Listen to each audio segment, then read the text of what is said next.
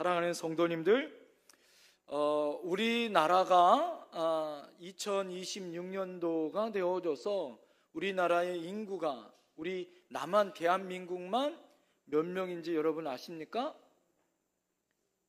5,161만 명이더라고요. 제가 조사해 보니까. 네? 벌써 5,161만 명의 인구가 이렇게 있는 거대한 나라가 되어졌어요. 그렇다면 우리나라의 이 반려동물의 수는 얼마만큼 여러분 될까요? 예?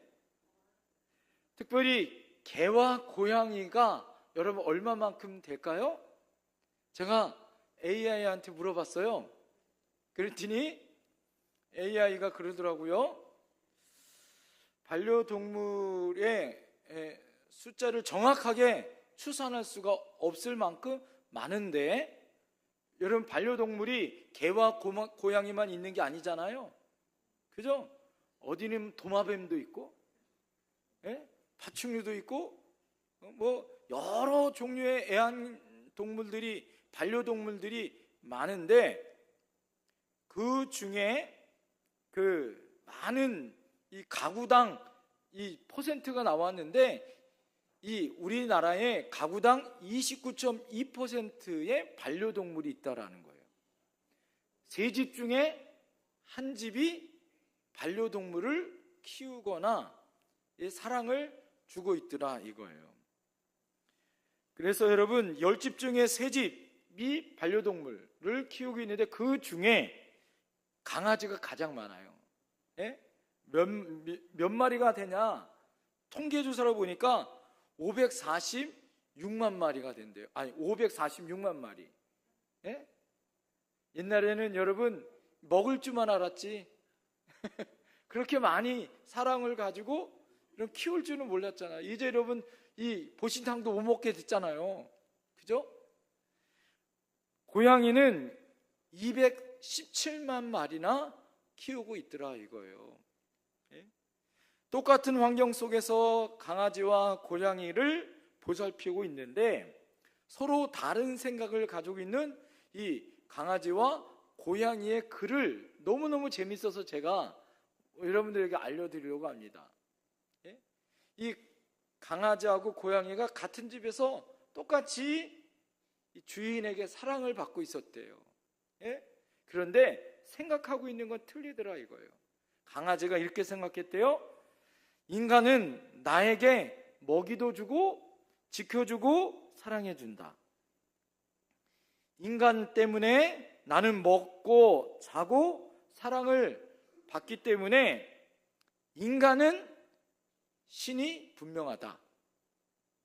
자기를 돌보기 때문에. 이게 강아지의 생각이라는 거예요. 그런데 고양이의 생각은 다르더라 이거예요.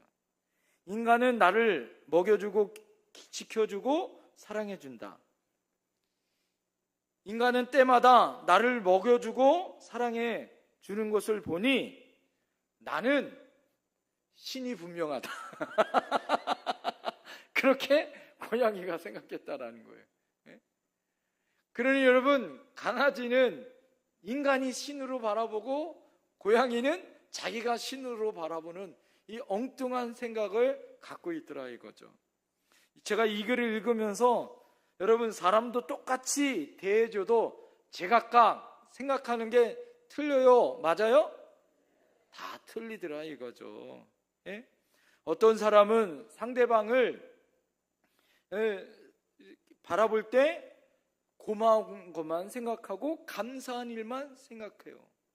그런데 어떤 사람은 그 상대방을 향하여서 자기 중심으로 생각하기 때문에 내가 해준 일만 생각하고, 그래서 못 받으면 섭섭한 것만 생각하는 것. 그래서 그 사람이 나한테 그렇게 고맙게 해주면 당연한 것처럼 여겨지게 반응하더라 이거죠. 그래서 본문은 이 이삭과 야곱이라는 아버지와 아들이 나옵니다. 이 본문에 나와 있는 아버지와 아들은 성격도 틀리고 삶의 태도와 이 생활도 완전히 틀린 사람들이에요. 아버지 이삭과 아들 이 야곱을 통하여서 오늘 하나님이 우리에게 주신 놀라운 지혜를 오늘 살펴보려고 합니다. 그 첫 번째, 한번 다 같이 한번 그 첫 번째가 무엇이냐면, 여러분, 달라도 너무 다른 아버지 이삭과 아들 야곱이 있더라 이거예요. 오늘 이삭은 어떻게 해요? 성격이 온유하고 부모에게 순종하는 이 사람이 바로 이삭이었습니다. 말썽 피운 적이 없어요, 이삭은. 예? 그런 반면에 이 아들 야곱은 어떤 사람이었어요? 늘 자기 중심으로 성공하려고 수단과 방법을 가리지 않는 사람이었어요. 거짓말을 잘해요. 형과 아버지를 속여 교활하게 자기 것을 성취하는 그런 아들이 누구였어요? 야곱이었어요. 자, 그 첫 번째 특징이 바로 이 틀린 서로 다른 아버지와 아들의 관계가 있더라 이거예요. 첫 번째, 여러분, 이삭을 더 구체적으로 살펴보면 따라합니다. 이삭은 온유한 성품을 가진 사람입니다. 여러분, 이삭은 아브라함 아버지였었던 아브라함이 100세에 얻은 아들이에요. 그것도 뭐요? 유일하게 하나님이 씨로 얻은 100세에 낳은 아들이에요. 이삭은 아버지였었던 아브라함과 사라를 통하여서 100세에 낳은 아들이 귀해요, 안 귀해요? 너무 금지 오격처럼 자랐던 아들입니다. 그래서 하나님의 은혜 가운데 살았던 그에게 아버지 아브라함에게 하나님이 청천벽력과 같이 그 이삭을 하나님이 모리아산에서 바치라고 명령을 내리잖아요. 그것도 언제냐면 이 청소년 시기가 지나고 청년이 다 된 이 이삭에게 하나님께서 모리아산에서 제물로 바치라는 거예요. 제물로 바치라는 건 뭐예요? 죽여서 바치라는 얘기예요. 여러분, 여기 아브라함이 이 이삭을 바칠 때 어떻게 합니까? 하나님의 먼 길을 떠나서 그 몸종을 산 밑에 내어두고 아들 이삭에게 땔감을 메어서 모리아산 꼭대기에 올라갑니다. 그곳에서 제단을 만들어 놓고 이삭을 묶어요. 여러분, 묶은 다음에 칼을 빼서 이삭을 죽이려고 하죠. 여러분, 이때 이삭의 반응이 중요하더라 이거예요. 여러분, 이삭이 어떻게 했습니까? 반항했어요? 성경은 반항했다는 얘기가 안 나와요. 아버지께 순종하여 제물로 그냥 죽을 것처럼 순종하는 아들이 누구였어요? 이삭이었다라는 거죠. 여러분, 요즘 아이들이 자기 주장이 세요, 안 세요? 세요. 자기 주장이 얼마나 센지 몰라요. 그래서 저희 집은 어디 뭐 먹으러 가면 참 어려워요. 애들끼리 서로 이거 먹겠다고 막 싸워요. 양보해요, 안 해요? 서로 잘 양보 안 해요. 조금이라도 자기가 납득되지 않으면 발끈하고 거부하고 저항하는 그런 세대가 요즘 세대입니다. 만일 여러분 부모가 자기 자녀를 짐승 잡듯이 잡는다고 여러분 생각해 보세요. 여러분 가만히 있겠어요? 여러분을 잡아서 제물로 바친다고 하면 여러분 어떻게 하겠어요? 도망가죠. 예? 여러분, 옛날에 아버지가 작대기로 때리려고 하면 여러분 어떻게 합니까? 도망갔잖아요, 다. 예? 저만 도망갔나요? 여러분, 오늘 이 청소년이 된 이삭도 아버지 아브라함을 정말 납득할 수 없지 않겠어요? 예?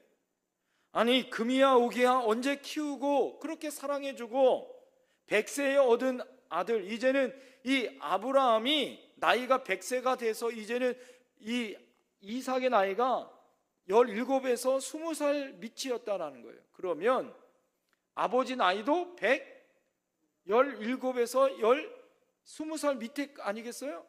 네? 그러니 여러분, 이 그렇게 나이 많은 아버지 이 이삭의 입장에서는 아버지가 노망난 거 아니야 이거? 이렇게 생각 아니겠어요? 여러분, 아브라함이 힘세겠어요? 이삭이 힘세겠어요? 예? 여러분, 한창 자란 이삭이 뭐합니까? 손 묶으려고 하면 떨쳐버리면 힘없는 아브라함은 쓰러질 수밖에 없는 거 아니겠어요? 그러나 도망가지도 않고 순수히 그 번제물이 되기 위하여 묶임을 당하고 있는 이삭의 모습. 여러분, 힘없는 노인의 이 망령된 행동을 뭐예요? 아버지가 하나님께 드리는 이 제사로 받아들이는 이 순종의 모습을 보게 되어지더라 이거죠. 여러분, 아브라함이 칼을 빼고 죽이려고 할 때도 반항하지 않는 순종의 아들이 이삭이었다. 이것은 온유한 성격을 가지고 있었던 뭐예요? 이삭의 성품이다라는 거예요. 아들을 결박해서 하나님께 바치려고 했었던 아브라함의 믿음도 대단하지만 그 칼을 빼고 죽이려고 하는 아버지에게 반항하지 않고 순종하고 있는 여러분, 이삭의 믿음 또한, 이삭의 순종 또한 대단해요? 대단하지 않아요? 대단하더라 이거예요. 여러분, 이 장면이 이 아브라함의 가정의 가장 뭐예요? 위기기도 하지만 가장 은혜의 현장인 걸 믿으시길 바랍니다. 아브라함의 가장 큰 위기는 이 아들을 바치는 위기였잖아요. 그리고 이삭에게도 칼을 빼서 아버지가 자기를 죽이려고 했던 이 가장 뭐예요? 인생의 가장 큰 위기 아니었겠어요? 그러나 이것이 위기가 하나님은 복으로 바뀌어주더라. 할렐루야. 하나님은 예비하신 뭘 준비하셨습니까? 양을 준비하고 가셨어요. 이게 무엇입니까? 하나님은 여호와 일에 예비하신 하나님이다. 그것을 아브라함도 경험했지만 누구도 경험한 거예요? 이삭도 그의 청소년 시기에 아버지의 믿음을 통하여 예비하신 여호와 일의 하나님을 그는 어려서부터 경험하게 되어지더라. 따라합시다. 인생의 위기가 축복의 시간이 되어진다. 축복의 은혜가 되어진다. 그러니 여러분, 아버지가 믿음을 지키면 자녀에게 축복이 되어진다, 안 되어진다? 축복이 되어진다는 거예요. 여러분이 인생의 위기 가운데 쓰러지고 낭망하여질 때 아브라함은 믿음을 지켰어요. 하나님을 바라봤어요. 그랬더니 하나님이 자기를 살려주더라. 믿음을 지켰더니 하나님은 예물을 준비하고 하나님의 영광의 은혜를 준비하고 하나님의 축복의 은혜를 아브라함에게 주셨고 나에게 주셨다는 것을 뭐예요? 이삭은 경험했더라 이거예요. 그것으로 말미암아 뭐예요? 그의 인격이 뭐예요? 온유한 것. 하나님 앞에 기다리면 하나님은 복을 주신다는 것을 뭐예요? 경험하는 인생이 되어지더라 이거예요. 그래서 이삭은 순종과 온유의 사람으로 복을 받는 사람이 되더라 이거예요. 그러나 그의 아들 여러분 야곱은 어떻게 했냐 이거예요. 야곱은 어떤 사람입니까? 태어날 때부터 뱃속에서 리브가의 태중에서 어떻게 했습니까? 어떻게 했어요? 싸웠어요. 서로 싸워서 어떻게 했습니까? 형의 발꿈치를 가지고 움켜쥐다라는 이름을 가지고 있었던 야곱의 이름.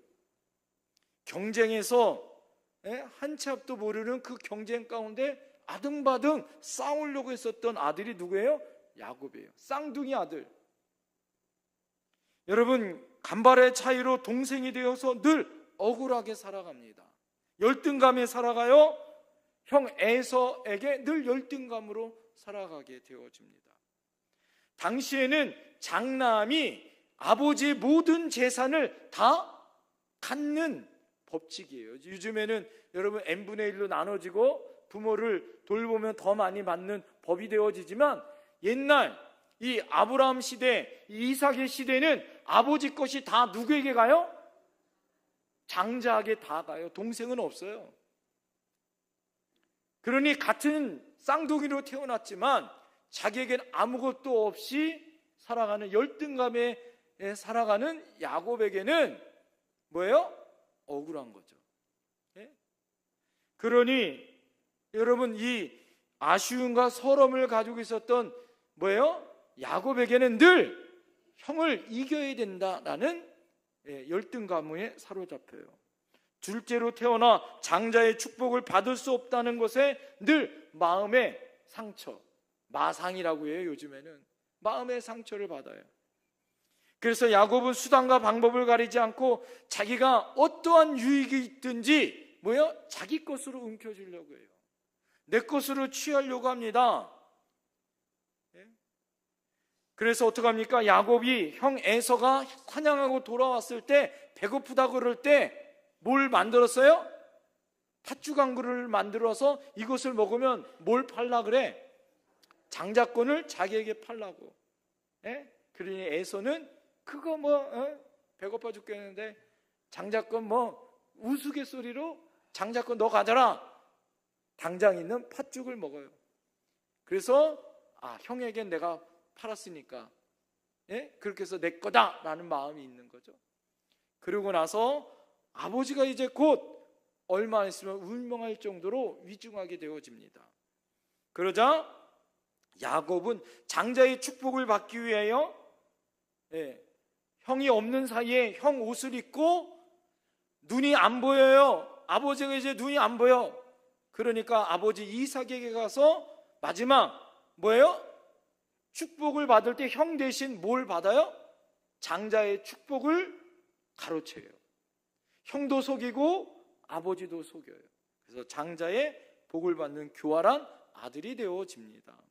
이처럼 여러분, 아버지 이삭은 온유한 성품을 가진 사람이지만 이 아들이었었던 야곱은 세상의 성공을 위하여 모든 사람을 속이는, 아버지도 속이고 형도 속여서 자기 것을 취하는 그런 교활한 아들이 되어졌더라 이거죠. 자, 너무나도 다른 이 아버지와 아들 사이에 그것을 품은 사람은 누구냐? 두 번째 누굴까요? 아버지 이삭이 이 아들을 품더라 이거예요. 오늘 여러분 본문의 말씀을 28장의 내용은 이 장자권을 빼앗은 이 야곱을 나중에 누가 알아요? 에서가 알아요. 에서가 아버지에게 가서 나도 축복을 달라고 하는데 아버지 이삭이 축복을 안 해줘요. 왜 그랬냐면 이삭은 그것을 안 거예요. 축복이 나한테 있는 게 아니라 누구한테 있다? 하나님께 있다라는 걸 이삭은 알았어요. 그렇기 때문에 여러분, 장자의 큰 축복을 하나님의 이름으로 누구에게 축복했어요? 야곱에게 축복했으니 그 축복은 내가 다시 거두어 갈 수 있다 없다? 없다라는 믿음이 있는 사람이었어요. 그게 대단한 거죠. 우리는 같으면 취소하고 에서한테 줄 수 있는데 뭐예요? 이삭의 믿음은 그런 믿음이 아니에요. 모든 축복은 내가 마음을 다하여 이 자식에게 축복을 준 거는 누구에게 축복을 준 거다? 누구 것을? 하나님께 것을 축복을 주었기 때문에 이제 물을 수 없다라는 거예요. 이게 이삭의 믿음이에요. 대단한 믿음이죠. 그러니 에서가 열을 받아요. 그러니까 누구를 죽이려고 해요? 동생 야곱을 죽이려고 해요. 그러니까 야곱이 도망가야 되잖아요. 그럴 때 어머니 리브가가 자기 친정 밧담 아람에 있는 자기 친정으로 보내는 거예요. 그 친정으로 떠나기 전에 오늘 다시 그의 아버지 이삭에게 야곱이 오늘 축복 기도 받는 장면이에요. 마지막 뭐예요? 이 이삭이 하나님의 은혜 안에 축복을 받는 장면, 이 축복해 주는 장면, 그 장면이 오늘 본문의 장면입니다. 여러분 같으면 이 야곱에게 축복해 줄 수 있을까요? 자기를 속여먹고 형을 속여먹고 하나님의 축복을 강탈한 이 야곱에게 여러분 어떻게 할 것 같아요? 이 호로자식아, 아버지가 눈이 어둡다고 축복을 가로채 이놈아 썩 물러가라 막 그럴 거 아니겠어요? 예? 여러분 그렇지만 오늘 이 아버지 이삭의 반응을 잘 보라 이거예요. 여러분, 이삭은 그렇게 호통을 치거나 그러지 않았다 이거예요. 그러면서 뭐합니까? 그 당부를 하죠. 중간에 리브가의 영적인 이런 멘토였고 같이 있었던 리브가가 에서가 왜 축복을 못 받는지를 알아요. 왜 그랬을까요? 에서는 이미 이방 여인과 결혼을 했고, 여러분, 축복에 하나님께서 아브라함에 허락했던 축복권이 이 에서에게 가면 그 축복이 약해지고 이방 사람들에게 그 축복이 갈 수 있어요. 그래서 그 믿음의 순수성을 지키기 위하여 동생 야곱을 지키기 위해서 너는 친정에 가서 다른 이방 여인과 결혼하지 말고 거기에 있는 딸과 결혼을 하라고 뭐예요? 리브가가 말을 해주는 거예요. 그러면서 오늘 여러분 이삭에게 그 축복을 해주어야 된 이유를 얘기를 해줍니다. 자, 그러고 나서 1절부터 4절에 보면 뭐예요? 이삭이 야곱에게 축복을 해주죠. 여러분, 제일 먼저 해준 말이 뭐예요? 1절에 이렇게 시작합니다. 1절에 뭐라고 시작합니까? 한번 읽어볼까요? 시작. 이삭이 야곱을 불러 그에게 축복하고. 예, 자, 거기까지. 이삭이 야곱에게 불러 그에게 뭐 했다? 축복했다라는 거예요. 이삭이 자기만 알고 이기적이고 교활한 자기 중심의 야곱에게 호통을 치는 것이 아니라 뭐 했다? 축복해 주었다라는 거예요. 어떻게 축복해 줍니까? 오늘 여러분 3절부터 4절 다시 한번 읽어보겠습니다. 3절 4절 시작. 전능하신 하나님이 내게 복을 주시어 내가 생육하고 번성하게 하여 내가 여러 족속을 이루게 하시고 아브라함에게 허락하신 복을 내게 주시되 너와 함께 내 자손에게 주사 하나님이 아브라함에게 주신 땅 곧 내가 거류하는 땅을 내가 차지하게 하시기를 원하노라. 할렐루야. 하나님의 은혜 안에 오늘 자녀에게 가장 큰 선물, 여러분 그것이 무엇입니까? 하나님의 축복을 전해주더라. 여러분, 자녀에게 돈 주고 유산 주고 그것을 물려주는 것이 가장 좋은 선물이 아니라 자녀에게 무엇을 주는 것이 가장 좋은 선물이라고요? 하나님의 축복을 전해주는 것이 가장 큰 뭐예요? 복이다라는 거예요. 자녀들의 앞길을 하나님께 축복해 주는 것, 그것을 믿고 기도해 주는 것, 이것이 뭐예요? 부모들의 특권이고 할아버지 할머니가 자녀들에게 주는 특권이다라는 사실을 여러분 아셔야 돼요. 여러분, 부모가 자녀들을 바라보면 마냥 어리게 보이죠. 부족해 보입니다. 그래도 어떡합니까? 잘했다고 칭찬해 줘야 하고, 아직 부족하지만 하나님이 너를 책임져 줄 거야 라는 믿음으로 축복해 주어야 하는 거다라는 거죠. 물론 자녀들이 부모처럼 많은 사회 경험도 없고 여러 보는 시야도 좁아요. 그렇지만 여러분, 우리가 부족할지라도 이 자녀에게 하나님이 주시는 은혜를 전할 수 있는 믿음의 눈으로 축복해 주어야 하는 거죠. 그래서 어떻게 해야 됩니까? 하나님 앞에 우리 사랑하는 자녀손들에게, 다음 세대에게 축복을 해줄 수 있는 세대가 되어야 된다라는 거예요. 전문적인 여론조사 기관에서 젊은이를 상대로 여론조사를 했다고 합니다. 당신이 생각하는 가장 좋은 이상적인 배우자는 어떤 배우자입니까? 라고 물어봤대요. 여러분 가장 좋은 배우자는 어떤 배우자인 것 같아요? 예? 여러분, 그런 배우자를 못 만나서 대답 못 하십니까?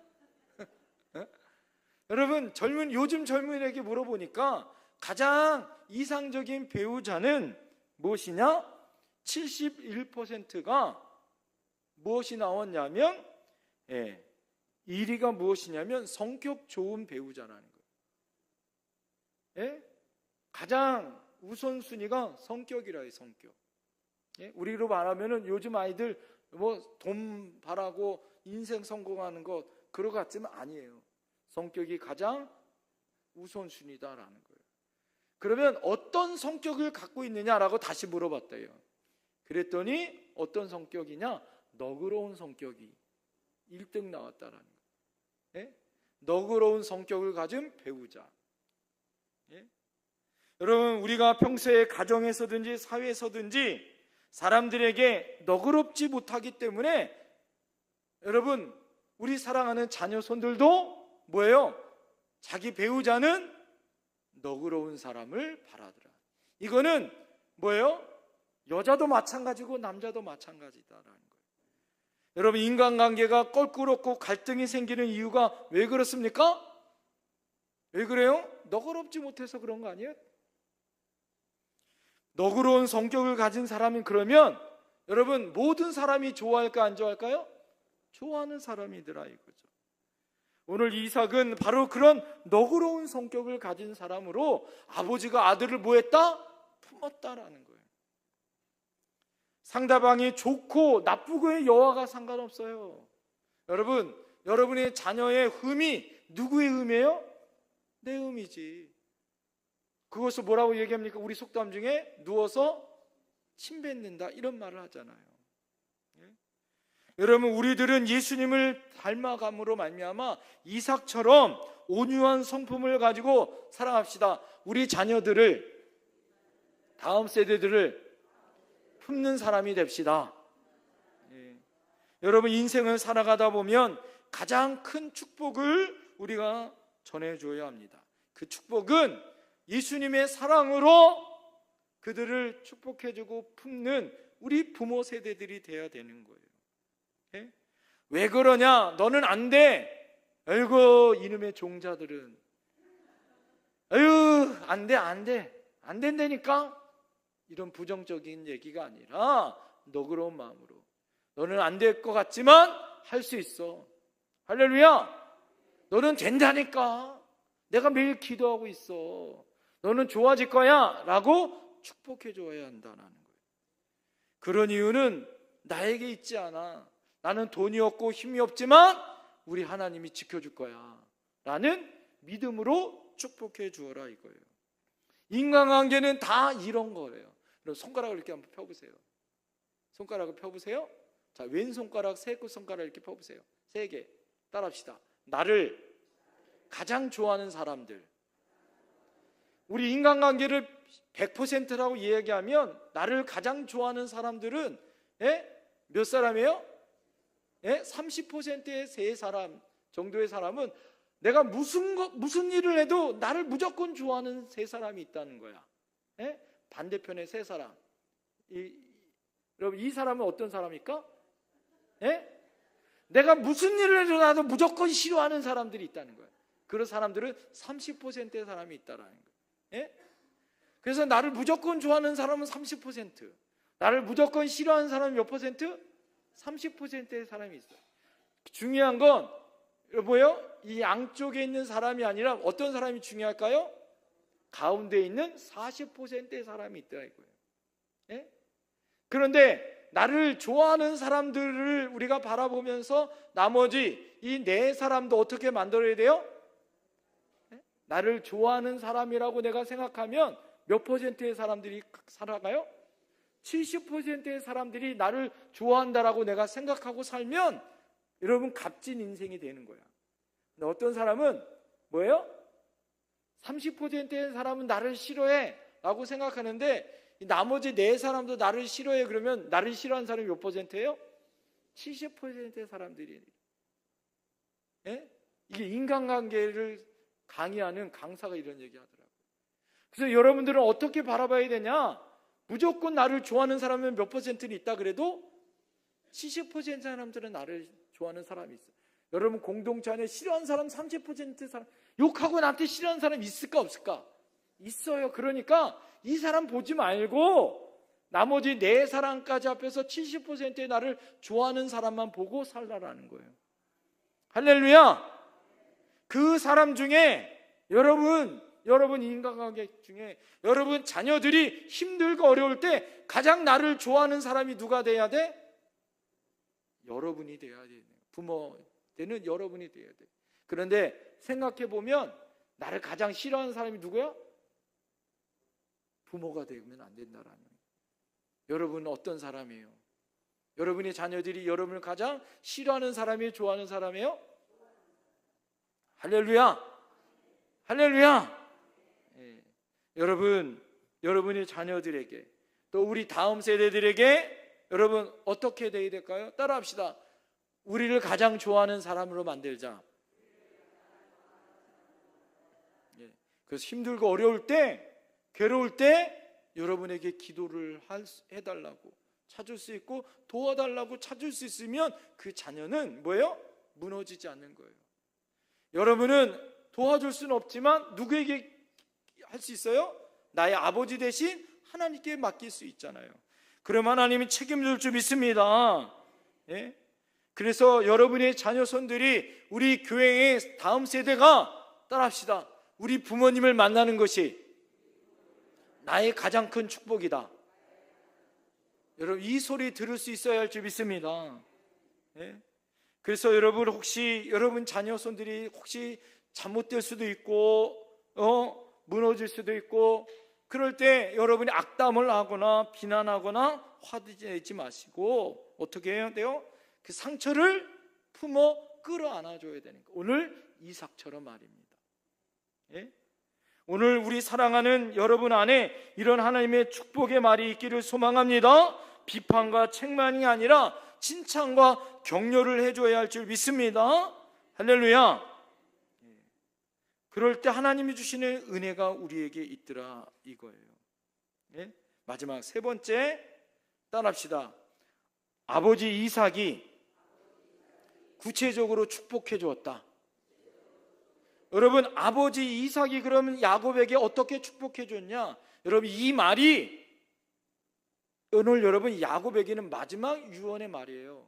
이 야곱이 아버지를 보지 못했어요. 이 말. 늘 이 말이 마지막 말이 되어준 거예요. 33절 한번 읽어볼까요? 33절 시작.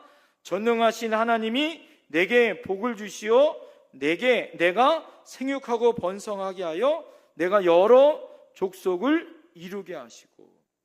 예. 오늘 여러분 세 가지의 동사가 나와요. 그 세 가지의 동사가 무엇이냐면 따라합니다. 복을 주시오. 이 복이란 말이 따라합니다. 바라크. 하나님이 복을 주신다라는 거예요. 여러분 복은 어떻게 받냐? 따라합니다. 무릎을 꿇다. 이 바라크라는 말은 무릎을 꿇다라는 말이에요. 여러분 복을 어떻게 받아요? 목이 뻣뻣하게 거만하게 복을 받습니까? 겸손하게 무릎을 꿇을 때 받아요? 네, 겸손하게 무릎을 꿇을 때 복을 주신다는 거예요. 하나님이 야곱에게 복을 그렇게 주셨다는 거예요. 야곱은 지금 광야에서 무릎을 꿇고 인생의 가장 칠흑같이 어려운 밤에 하나님이 그에게 뭐예요? 아버지 이삭을 통하여 하나님의 복을 주시겠다라는 거예요. 어려움이 있어도 이 하나님이 주시는 복이 너에게 주실 거다라는 하나님의 복을 너가 무릎 꿇어 받아라라고 여러분 선포하고 있어요. 두 번째가 따라합니다. 생육하고. 이 파라라는 말이에요. 이 생육하고라는 말은 뭐냐면 열매를 맺다라는 거예요. 너는 무릎을 꿇어 복을 받아라. 어떤 복? 오늘 보니까 생육하는 복, 열매를 맺는 복이다라는 거예요. 그런데 이 열매라는 것이 원어를 살펴보면 어떤 외적으로 주렁주렁 많이 맺는 이 열매뿐만 아니라 더 깊게 보면 내면과 생명의 열매를 맺히라 이거예요. 외적으로 뭐 잘되고 부자 되어 이런 복이 아니라 내적으로 하나님이 지켜주시는 이 생육하는 복, 살아 숨쉬어 생명이 있는 복을 받아라 라는 거예요. 마지막 세 번째가 뭘까요? 오늘 말씀 보니까 뭐예요? 번성하여진다. 대부분 많은 사람이 번성만 기억해. 그런데 이 복이 무릎을 꿇고 여러분 내 내적으로 하나님이 주시는 풍성한 복을 받을 때 그 다음 세 번째 복이 임하는데 따라합니다. 라바. 이 번성의 복을 받는다는 거예요. 이 번성의 복은 뭐냐? 그 다음에 외적으로 수적이 폭발적으로 갑자기 폭발적으로 넓어지고 빅뱅처럼 뭐예요? 완전히 변화되어지는 폭발적인 하나님의 역사가 나타나는 거예요. 여러분, 이렇게 이삭이 야곱에게 하나님을 향하여 축복해 주고 있어요. 무릎을 꿇고 하나님의 복을 받아라. 내적으로 외적으로 하나님 앞에 생명을 부여받아라. 생육하고 그 다음에 폭발적으로 하나님 앞에 번성하는 복을 받아라고 자녀에게 축복해 주라. 이 복은 창세기 1장에 나오는 여러분 아담에게 주신 복이에요. 그리고 이 복은 아브라함에게 창세기 12장에 복을 주셨던 그 복이에요. 이삭에게 하나님이 주셨던 그 복이에요. 또 이 복이 누구에게 받아요? 지금 그의 아들 야곱에게 복을 받는 거예요. 이 복이 계속해서 다음 세대에게 전수되어지고 유전되어지더라 이거죠. 따라합시다. 이 복을 우리 자녀들에게, 다음 세대에게 전해주자. 할렐루야. 여러분, 우리의 책임이 있어요. 여러분만 복 받고 나만 받는 게 아니라 이 복을 다음 세대에게 전해줘야 될 뭐가 있어요? 책임과 의무가 있다. 할렐루야. 여러분, 그래서 우리에게 표현해줘야 돼요. 자녀들에게 자꾸 표현해줘야 합니다. 기도해주고 축복해줘야 돼요. 여러분, 자녀손들 만나면 붙잡을 때마다 뭐 해줘야 돼요? 기도해줘야 돼요. 무슨 기도? 축복의 기도를 해줘야 돼요. 도면 5만원, 10만원, 3만원 용돈 주는 것보다 뭐 해야 돼요? 축복해줘야 되는 거예요. 할렐루야. 여러분, 우리 인간관계도 마찬가지예요. 우리 주변도 마찬가지예요. 여러분, 축복해줘야 됩니다. 한번 옆에 분에게 축복해 줍시다. 여러분, 우리 인간관계 중 가장 사람들이 듣고 싶은 말이 있대. 이 말이 뭔지 아세요? 따라합니다. 모두 다 당신 덕분입니다. 모두 다 당신 덕분입니다. 이 말이 가장 중요한 말이다라는 거예요. 또 고백합니다. 당신 때문에 행복합니다. 할렐루야. 여러분, 주님이 주신 이 복을 나누어 줘야 하는 거예요. 특별히 우리 다음 세대에게 끊임없이 나누어 줄 수 있는 저와 여러분들이 되어야 할 줄 믿습니다. 오늘 하나님께서 복을 주시고 생육하고 번성하는 그 복을 우리가 받았어요. 그 복을 여러분 우리가 누리고 있습니다. 그렇다면 여러분, 우리 지금 수련회를 다녀온 우리 중고등부 아이들에게, 또 오늘 우리 헌신 예배를 드리고 이번 주일날 여름 성경학교 우리 캠프를 떠나는 우리 주일학교 어린이들에게 우리가 어떻게 해야 돼요? 축복해 줘야 돼요. 여러분, 가정에서 우리 자녀 손들에게 축복해 줘야 돼요. 그래서 다음 세대를 어떻게 세우냐 따라합니다. 축복으로 세우자. 축복의 말로 세우자. 기도로 세우자. 기도하겠습니다.